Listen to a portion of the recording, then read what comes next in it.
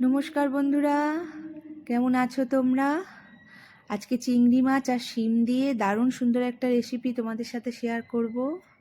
এখানে শিমগুলোকে আমি আলু ভাজার মতো কেটে নিয়েছি একটা বড় মাপের আলুগুলোকে একটু মোটা সাইজের করে কেটে নেব।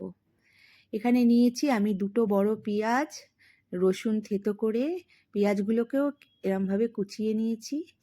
আর নিয়েছি ধনে জিরে গুঁড়ো, লঙ্কা গুঁড়ো, নুন, হলুদ। দিয়ে দিলাম পরিমাণ মতো কাঁচা লঙ্কা। দিয়ে এবার দিয়ে দেবো এর মধ্যে বেটে রাখা আদাটা দিয়ে একটুখানি সমস্ত সবজিগুলোকে একটুখানি এইভাবে নাড়াচাড়া করে মেখে নেব। এখনও আমি গ্যাসটা কিন্তু অন করিনি। এইভাবে ভালো করে নাড়াচাড়া করে একটুখানি সবজিগুলোকে মাখিয়ে নিলাম। এবার দিয়ে দিলাম ধুয়ে রাখা কয়েকটা চিংড়ি মাছগুলো এইভাবেই দিয়ে দেবে, কোনো ভেজে নেওয়ার দরকার নেই, কাঁচাই দিয়ে দেবে। এতে খেতে আরও বেশি সুন্দর একটা গন্ধ আসে। দিয়ে দিলাম উপর থেকে কাঁচা সর্ষের তেল, দিয়ে একটুখানি আবার মাখিয়ে নেবো।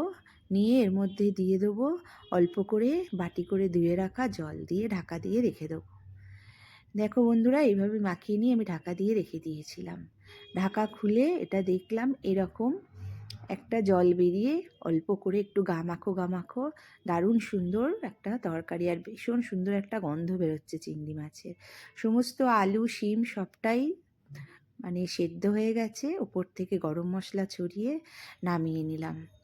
দারুণ স্বাদের একটা চচ্চড়ি তোমাদের সাথে শেয়ার করলাম। কেমন লাগলো বন্ধুরা অবশ্যই জানিও। একবার গরম ভাতে এটা খেয়ে দেখো, খুব ভালো লাগে খেতে। তোমাদের ভালো লাগলে অবশ্যই একবার আমাকে জানিও।